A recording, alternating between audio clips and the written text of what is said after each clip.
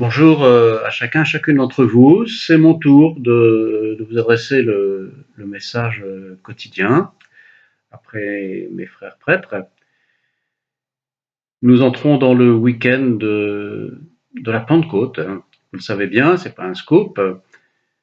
Ce dimanche, nous allons donc célébrer cette solennité en priant de façon toute particulière, encore plus intense que d'habitude, l'Esprit Saint.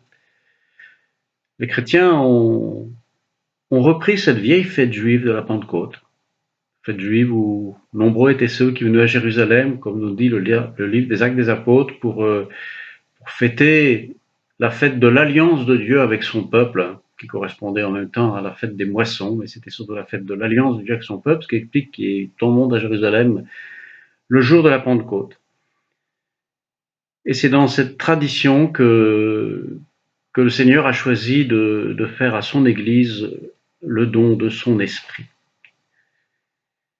L'esprit donné à l'Église, l'esprit donné à chacun et chacune d'entre nous, nous l'avons reçu par le baptême, par la confirmation, pour certains d'entre nous, par l'ordination. L'esprit qui pourtant n'est pas enfermé dans les sacrements, même s'il passe par les sacrements, l'esprit qui souffle où il veut, comme l'affirme le Christ, et qui donc est présent aussi, sans doute, au-delà des murs de l'Église, des frontières de l'Église, ce que le pape François appelle sans doute les périphéries. Nous voyons d'ailleurs le jour de la Pentecôte que l'Esprit Saint a soufflé sur les apôtres qui se laissent remplir de la lumière de Dieu, qui sont remplis de la force de l'Esprit pour aller témoigner, alors qu'avant ils étaient enfermés par peur. Et nous voyons que les auditeurs à l'extérieur sont aussi remplis de l'Esprit Saint, puisque ils comprennent chacun dans leur langue ce que les apôtres leur disent de la part du Seigneur.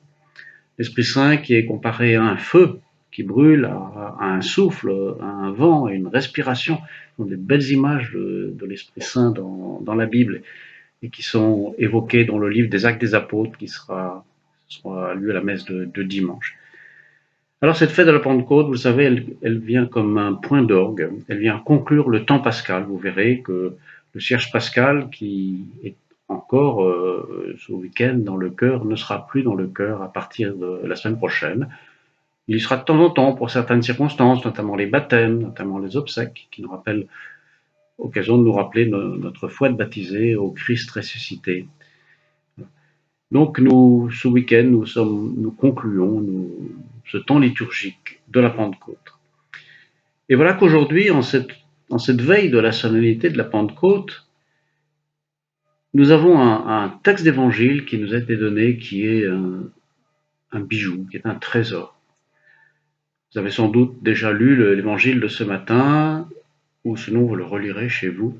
C'est ce passage où Jésus retrouve ses disciples, où les disciples retrouvent Jésus au bord du lac, et Jésus pose une question à Pierre. Une seule question. Pierre, est-ce que tu m'aimes? Est-ce que tu m'aimes vraiment? Est-ce que tu m'aimes plus que ceci? Je ne reviendrai pas sur les trois verbes grecs utilisés. Ça a été commenté mille et mille fois. Passer de l'amour sympathique à l'amour d'amitié, à l'amour à la manière de Dieu, et c'est bien cela qu'il s'agit. Et voilà que Jésus se met à la portée de Pierre pour que Pierre puisse grandir dans cet amour que nous sommes appelés à vivre tous les uns les autres. Pierre va vivre un passage, c'est la fin du temps pascal, et Pierre va être interpellé par Jésus pour passer d'un simple « je t'aime bien », d'un simple « je t'aime beaucoup » à « je t'aime », d'un amour de charité. Il lui faudra du temps, il faudra un long passage. Et on voit qu'à la suite de ce questionnement, de ce dialogue, de cette interpellation, Jésus confie à Pierre sa mission, soit le pasteur de mes brebis, soit le pasteur de mes agneaux. Et vous voyez que Pierre reçoit sa mission non pas parce qu'il a fait 6 ou 7 ans ou 8 ans de séminaire, non pas parce qu'il est diplômé en théologie et en exégèse, il est bien loin de là. Il a découvert le Christ en vivant avec lui et il découvrira encore plus profondément avec la lumière de l'Esprit Saint la personnalité et l'identité du Christ. Et c'est à partir de son amour, aussi imparfait soit-il, que Pierre reçoit sa mission. Et en relisant cet évangile, je suis rentré dans l'action de grâce parce que ça m'a renvoyé à moi. Voilà. Le Seigneur ne me confie pas une mission parce que j'ai fait des années de séminaire, parce que j'ai fait des stages à la Cato, parce que ceci, parce que cela. La mission qu'il me confie chaque jour, c'est à partir de cette question, est-ce que tu m'aimes? Est-ce que tu m'aimes vraiment? Je ne suis pas ordonné, de même que tous, nous ne sommes pas baptisés et confirmés simplement pour transmettre des connaissances, pour transmettre une culture, mais pour être témoin d'un amour qui nous fait vivre. Et devant cette page d'évangile, je me dis que à la veille de la fin de la Pentecôte, chacun d'entre nous est interpellé, etc. Voilà. Quel est mon amour pour Jésus? Est-ce que j'ai un amour pour Jésus? Ou est-ce que j'ai simplement de la dévotion, de la sympathie, de l'admiration, ce qui est déjà bien, et qui fait sûrement très plaisir au Seigneur. Mais la question de fond, c'est est-ce que je suis habité de cet amour du Christ? Et sans doute que l'Esprit Saint que nous fêtons de façon particulière pendant cette fête de Pentecôte, c'est celui qui vient comme raviver la flamme, nous replonger dans la source. L'image du feu, l'image de l'eau qui sont utilisées, qui vient nous emplir du source. Le Père Stéphane, l'autre jour, rappelait, nous donner l'image des voiles qui permettent au vent de l'Esprit Saint de s'engouffrer dans notre vie avec les dons pour que ça porte du fruit. Voilà.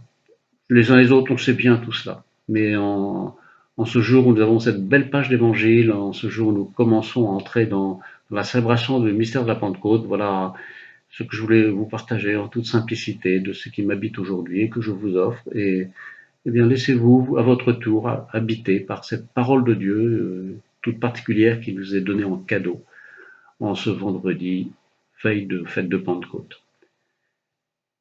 Je vous propose de prier ensemble, comme l'ont fait mes frères prêtres les jours précédents.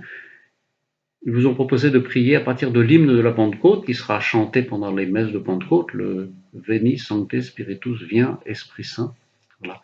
Je vous propose de prier avec un autre hymne à l'Esprit Saint qui est souvent chanté dans les grands moments de la vie de l'Église, au moment du début d'un conclave, par exemple, quand des cardinaux vont s'apprêter à élire le pape, ils prient l'Esprit Saint, et c'est bien nécessaire.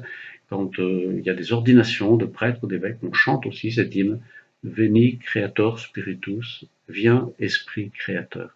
Je vous propose de le prier avec moi, si vous le voulez bien. Viens, Esprit Créateur, visite l'âme de tes fidèles, emplis de la grâce d'en haut les cœurs que tu as créés. Toi qu'on nomme le conseiller, toi le don du Dieu très haut, source vive, feu, charité, invisible consécration. Tu es l'esprit aux 7 dons, le doigt de la droite du Père, l'esprit de vérité promis, toi qui inspires nos paroles. Enflamme-nous de ta lumière, emplis nos cœurs de ton amour, affermis toujours de ta force la faiblesse de notre corps. Repousse l'ennemi au loin, donne-nous la paix sans retard. Sous ta conduite et ton conseil, nous éviterons toute erreur. Fais-nous connaître Dieu le Père, révèle-nous le Fils, et toi, leur commun esprit, fais-nous toujours croire en toi. Amen.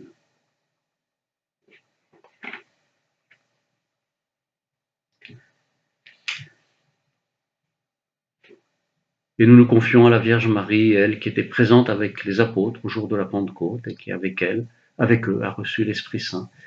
Reprenons cet hymne à Marie, cet hymne que nous avons chanté pendant tout le temps pascal.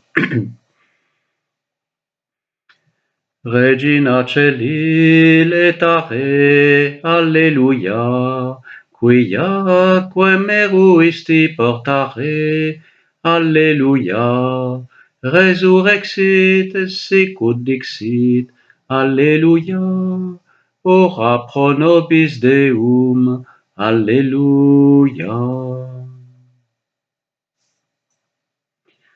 Voilà, bonne fête de Pentecôte à chacun, à chacune d'entre vous.